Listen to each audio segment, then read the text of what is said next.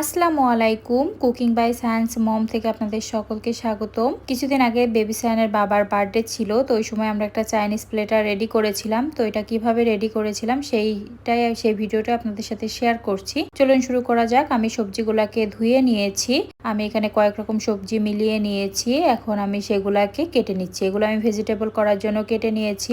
আর এগুলো আমি এখানে বিফ চিলি অনিয়ন করব, এই জন্য কেটে নিয়েছি। এখানে আদা রসুন পেঁয়াজ কুচি করে নিয়েছি। এটা রাইসের জন্য কুচি করে নিয়েছি। এখন আমি প্রথমে সবজিগুলাকে হাফ সিদ্ধ করে নিচ্ছি। তারপরে আমি তেলের ভিতরে একটু আদা আর একটু রসুন চপ করে রাখা সেগুলাকে দিয়ে দিচ্ছি। এগুলো হালকা ব্রাউন কালার করে আমি ভেজে নিব। তারপরে এখানে আমি চিকেন আর চিংড়ি মাছ কিছু মেরিনেট করে রেখেছিলাম আদা রসুন গোলমরিচ লবণ সয়া সস দিয়ে। তো এখন আমি সেগুলাকে একটু ফ্রাই করে নিচ্ছি। এটা কিছু হালকা একদম সামান্য পরিমাণ, বাটিটা ধুয়ে আমি পানি দিয়ে দিয়েছি, এটাতেই সিদ্ধ হয়ে যাবে। এখন আমি এখানে ক্যাপসিকাম আর পেঁয়াজগুলা এরকম ভাবে 4 ফালি বা 6 ফালি করে নিয়ে আমি কোয়া ছাড়িয়ে নিয়েছি। এখন আমি হাফ সিদ্ধ করে রাখা সবজিগুলাকে আমি এখন দিয়ে দিচ্ছি। তো এখানে আমি কিছুটা নাড়াচাড়া করে নিচ্ছি। আর এখন সমস্তটা মিশিয়ে নেওয়া হয়ে গেলে আমি এখানে দিয়ে দিচ্ছি গোলমরিচ সয়া সস আর সামান্য একটু ওয়েস্টার সস। আর তারপরে আমি এখানে দিয়ে দিচ্ছি কর্নফ্লাওয়ার একটু কিছুটা পানিতে গুলে। এখন সেটাতে ভিতরে সবজিটা 2-3 মিনিট আমি ফুল আঁচে রান্না করে নিয়েছি। এখন আমি কিছুটা টমেটো কিউব কিউব কেটে একদম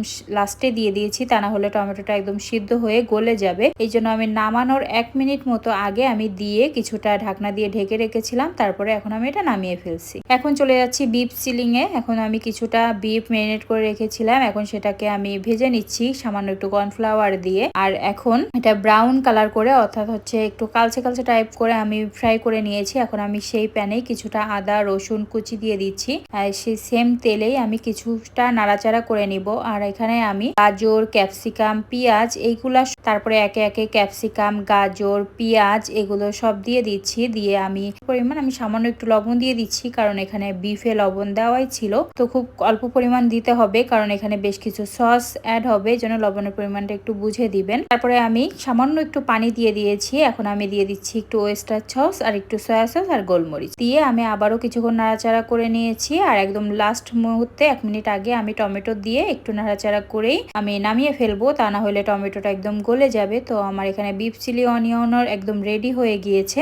এখানে একটু চিলি ফ্লেক্স দিলে ভালো হয়, তো যেহেতু আমার বেবি খাবে এই জন্য দেয়নি। এখন আমি ফ্রাইড রাইসে চলে গেলাম। তেলের ভিতরে একটু পেঁয়াজ ভাজি করে নিয়েছি, আদা রসুন কুচি আর পেঁয়াজ কুচি। এখন আমি সেখানে কুচি করে রাখা একটু সবজি পেঁপে গাজর ক্যাপসিকাম বরবটি এগুলাই আমি ইউজ করেছি। সেই সমপরিমাণে আমি একটু লবণ দিয়ে দিলাম। এখানে রাইসে আমি লবণ দিয়ে সিদ্ধ করেছিলাম। এখন আমি সবজিটা লবণ আর গোলমরিচ দিয়ে একটু এখানে নাড়াচাড়া করে নিব। 2 মিনিট বা 3 মিনিটের মতো একটু ঢাকনা দিয়ে রেখে দিলেই এটা সিদ্ধ হয়ে যাবে। তো এখানে আমি 2 মিনিট পরে ঢাকনাটা নিয়েছি। ঢাকনাটা এখান থেকে আমি উঠিয়ে নিয়েছি। এখন আমি কিছুটা এখানে 2-3টা ডিম আমি গুলে রেখেছিলাম, সেটা দিয়ে দিচ্ছি। আর একটু সামান্য গোলমরিচ আর লবণ দিয়েছি ডিমে। দিয়ে একদম আমি ঝুরি ঝুরি করে এটাকে আমি ফ্রাই করে এবার সবজির সাথে এটাকে মিশিয়ে দিচ্ছি। এখন আমি যে রাইসটা সিদ্ধ করে রেখেছিলাম আগে থেকে, সেই রাইসটা আমি ফ্রিজে রেখে দিয়েছিলাম, এতে করে ভাতটা অনেকটা ঝরঝরা হয়।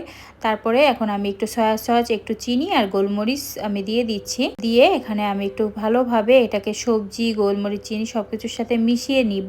রেডি হয়ে গিয়েছে এখানে রাইসটাও। তো রাইসের প্লেটারটাও রেডি। এখন আমি কিছুটা চিকেন ফ্রাই করে নিচ্ছি। চিকেন ফ্রাই গুলা আমি এখানে ডুবো তেলে ফ্রাই করে নিচ্ছি। আমি এখানে চিকেন আগে থেকে মেরিনেট করে রেখে দিয়েছিলাম। আর এখন হচ্ছে আমি কিছুটা ময়দা কর্নফ্লাওয়ার আর গোলমরিচের গুঁড়া মরিচের গুঁড়া লবণ এইগুলো একসাথে মিশিয়ে নিয়ে এভাবে আমি কোট করে নিয়ে এবার ডুবো তেলে এগুলোকে আমি ফ্রাই করে নিব।